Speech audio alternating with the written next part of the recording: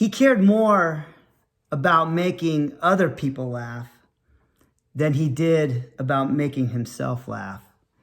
And that's just one of the many, many ways that I remember my dad and my aunt describing their father, who obviously is my grandfather. Hello, everybody. Welcome to My Life Through Music. My name is Bishop Friesch, and the very first song that is associated with these following memories that I want to talk about is a song that was recorded by Randy Travis. And the name of that song is He Walked on Water. And it was released in 1989. It's a country song, and I think that's very appropriate for these memories because my first few years were spent living on a farm. It was a farm that my grandpa had. And when you listen to the song and you hear the guitar and you hear the harmonica, in the background, and of course you hear Randy Travis's voice, I mean, it just gives you that feeling. It just puts you right there at that place and time.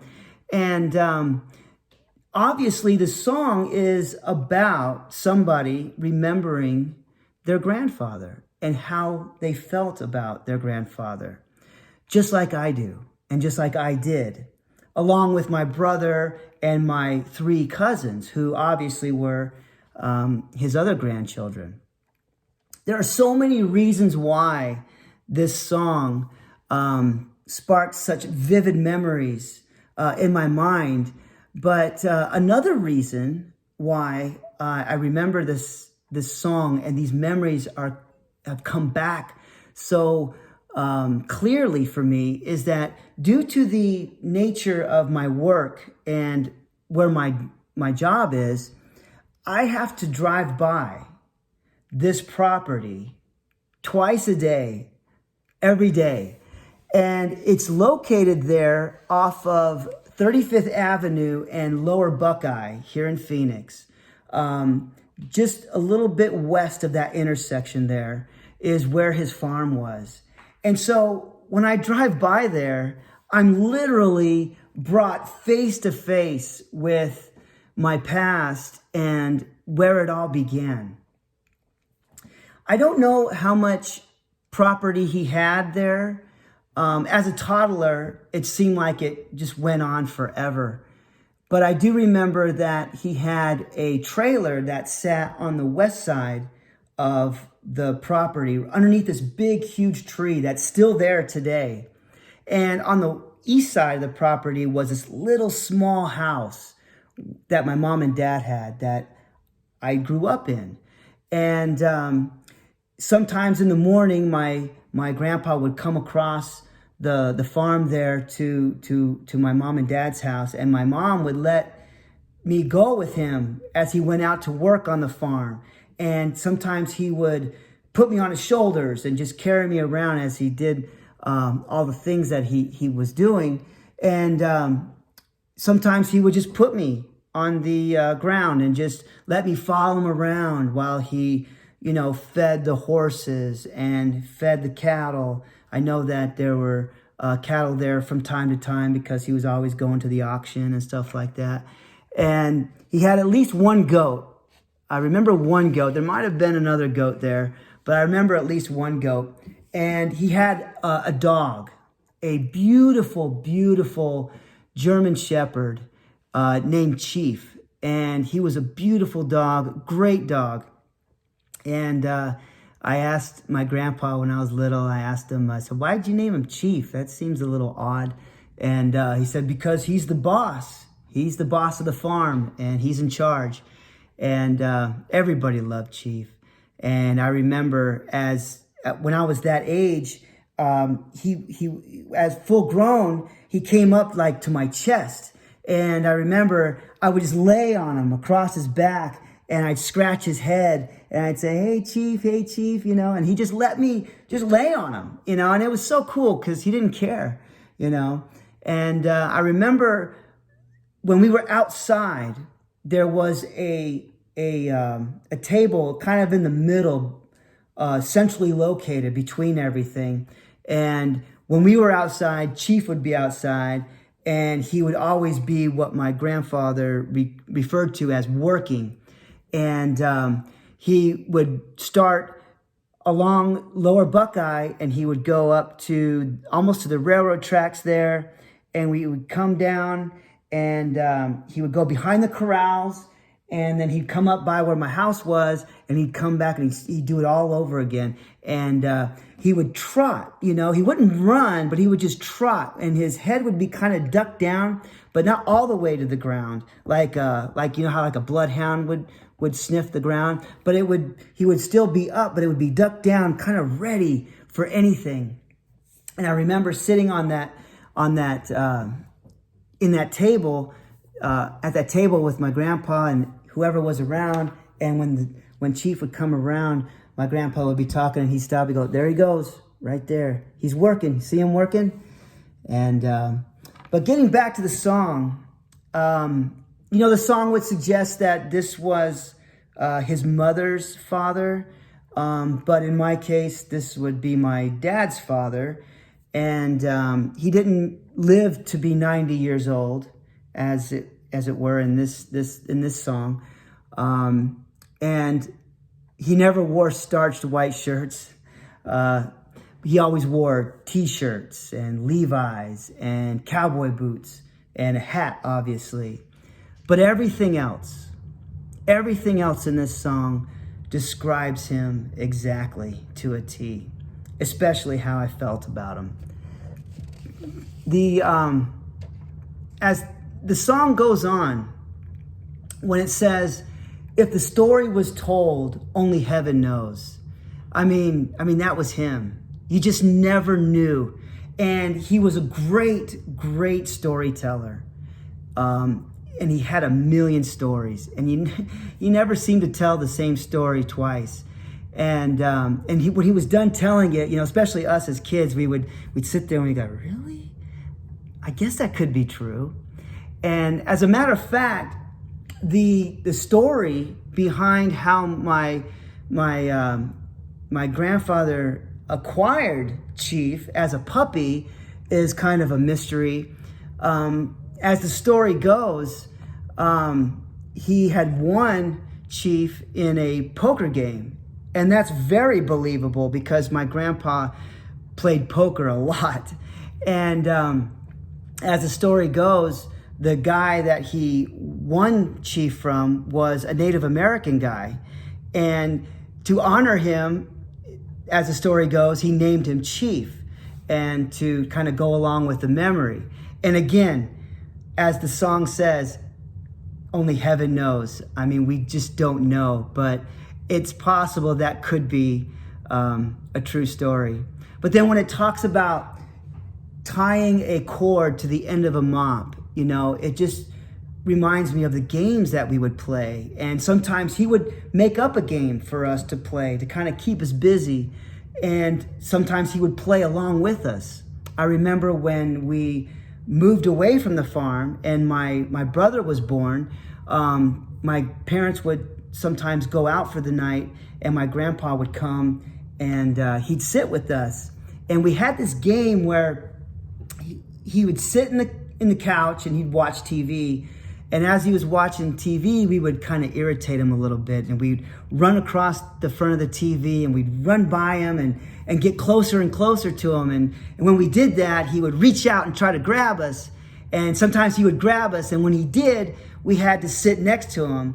And we were in jail, and we couldn't get out unless the other person came and tagged you without getting caught. And if they did that, then you were able to get out.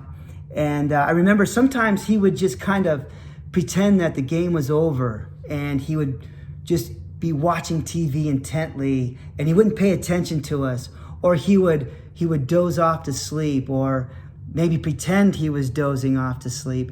And we would kind of get complacent, and we almost forget that the game was on. And out of nowhere, he would jump up and yell in this deep voice. And we would be so startled and so scared. We'd be frozen stiff. And he would run over and he'd scoop us up, one in one arm and one in the other arm. And he'd walk back and we'd plop down on the sofa. And I also remember during that game, there was this area on the floor where we called it the trap door. And if you were standing on that and my grandpa happened to reach up and pull the imaginary lever and you were standing there, you would go down the trap door and you'd have to go and sit next to him. And sometimes he would just do it randomly. He'd reach up and he'd yell, "Trap door!" And we wouldn't even be near the trap door. And he'd say, "I got you." And we'd be like confused. We'd be like, "Grandpa, the trap door's over there." And he'd say, No, I changed it. It's over there, right there where you guys are standing. And we would just laugh and laugh and laugh. But at the end of the night, we would, as things were winding down, we would always get ice cream. And it was almost like a ritual. You know, my brother and I would get ready and we would sit on one side of the table. We'd have our bowls in front of us. We'd have our spoons in our hand, and my grandpa would stand on the other side of the table and he'd get the ice cream out and he'd open it up and he'd take the ice cream scooper and he would just get just a little bit of ice cream, just barely a little bit. And he'd take it and he'd flick it into our bowls. And then he'd get another scoop and he'd just take a little itty bitty piece and he'd flick it into my brother's bowl. And with a serious face, he would lean over and he'd put the bowls in front of us and he'd say, "All right, now enjoy that ice cream, boys." And we'd sit there, we'd be confused, and we'd be looking at each other like, "What?" And he would take the ice cream and he'd fill up his bowl. And finally, after the joke was over, he would fill up our bowls and we all would eat our ice cream. But in that house that we would play those games, across the street, there was a family who had a lot of land. And on that land, they built this huge roping arena. And they would team rope, and every once in a while they would do some calf roping, but mostly it was team roping. And when they would do that, my grandpa would say, "Come on, boys," and he would grab a chair and he would walk over there and he'd set the chair down and we'd watch. You know, we thought it was so cool. And the guys that were the sons that were doing it, they were older than us, but you know, they were still cool to us, you know. And so we'd watch and watch and watch. And my grandpa would, you know, he just enjoyed being around it, you know. And he'd take a chew, and then he would sip some bourbon, and then he'd put the can of Skull. He set it right there on the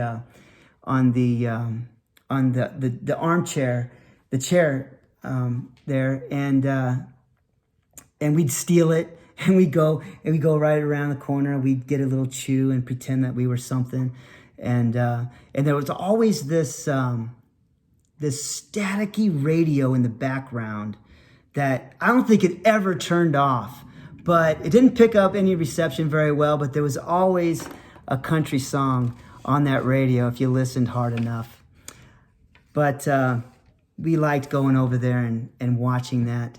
And I remember as my grandpa got up in years, he had a couple of strokes. And the second stroke that he had was a real bad one. And he had to live in a assisted living facility. And when the song talks about, "And Lord, I cried the day he died," my mind takes me back to, you know, his funeral and that specific day. And on that morning of his funeral, I remember this like it was yesterday. I was sitting on the edge of my bed and I was listening to music. And I even remember what I was listening to. I was listening to, believe it or not, I was listening to Pink Floyd, The Final Cut. And that's a great record. But my dad came in and he sat down next to me. And, you know, he said, "Hey, you know, we're going to leave in a few minutes. I'd like you to be ready because I don't want to be late. And I was like, yeah. And, I remember having this short conversation with my dad. I looked over at him and I said, I can't cry, And, because to me, when he died, it was when he went in the hospital. He died when he had to be placed in the assisted living facility. To me, he died when he couldn't communicate, anymore. And this, for a kid, this jolly, he was jolly. He was a jolly, barrel-chested man who talked to everybody that he saw. And he chased us around and picked us up with one arm. And now he was resigned to a hospital bed. And to me, that's when he died. And, my dad just kind of, as he was sitting there, how a father he just kind of slapped me on the knee, and as he got up and he walked over to the door. And, before he left, he kind of turned around and he just kind of gave me that tacit head nod, as he walked out, just kind of let me know that he understood what I meant.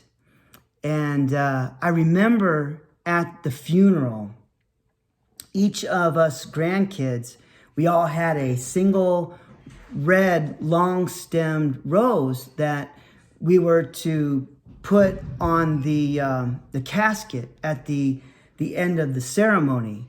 And I remember walking up to it, and this memory is just seared in my mind. I remember walking up to it, and I remember holding out the rose, it was in my hand like in a fist. And I remember just kind of holding it out kind of robotically.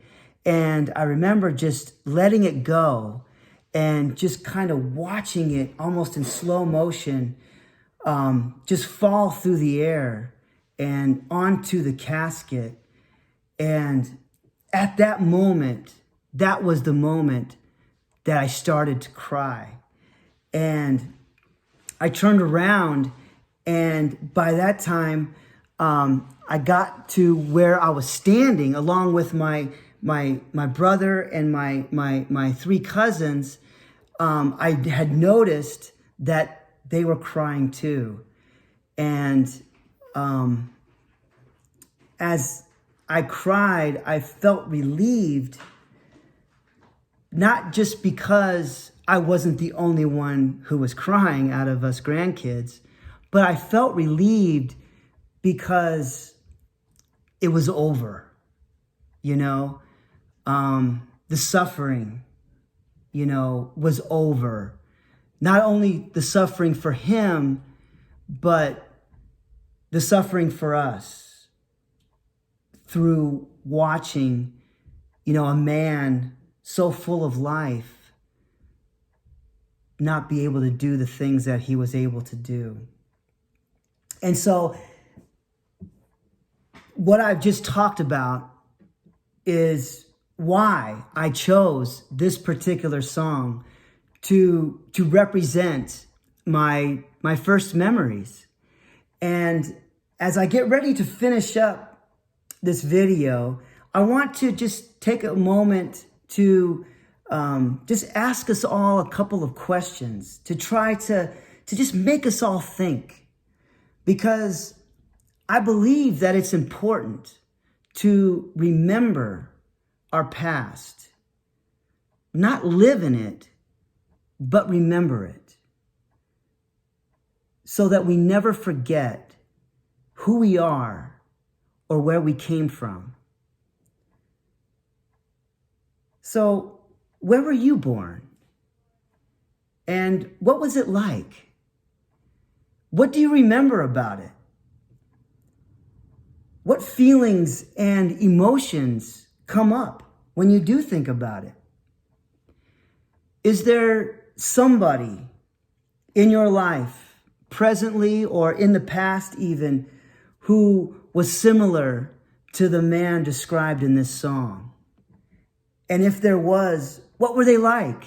What did they do? How did they influence you?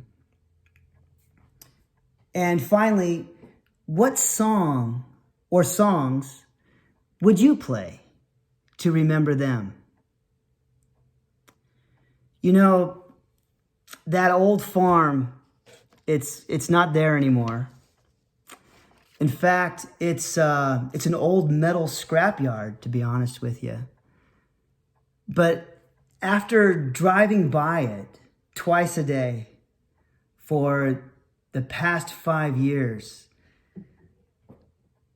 sometimes I just drive right by it, and sometimes I look over at it. And as I look at it, it's not a scrapyard. Sometimes I can vaguely see that trailer underneath the tree. And sometimes I can see that house where I grew up. And sometimes I can see the table in the center where we sat and we drank soda and ate sandwiches. And I can see the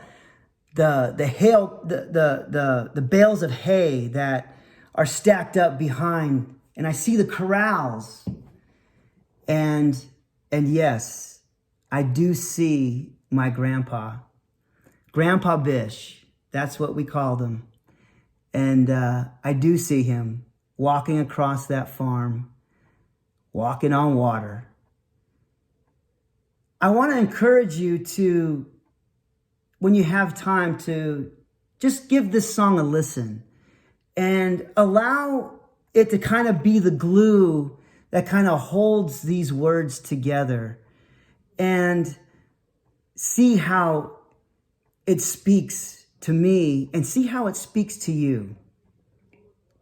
Once again, this is why this song is in my music library, and this is why it is where it's at in my life through music playlist. Thanks so much for being with me, and I'll see you in the next video.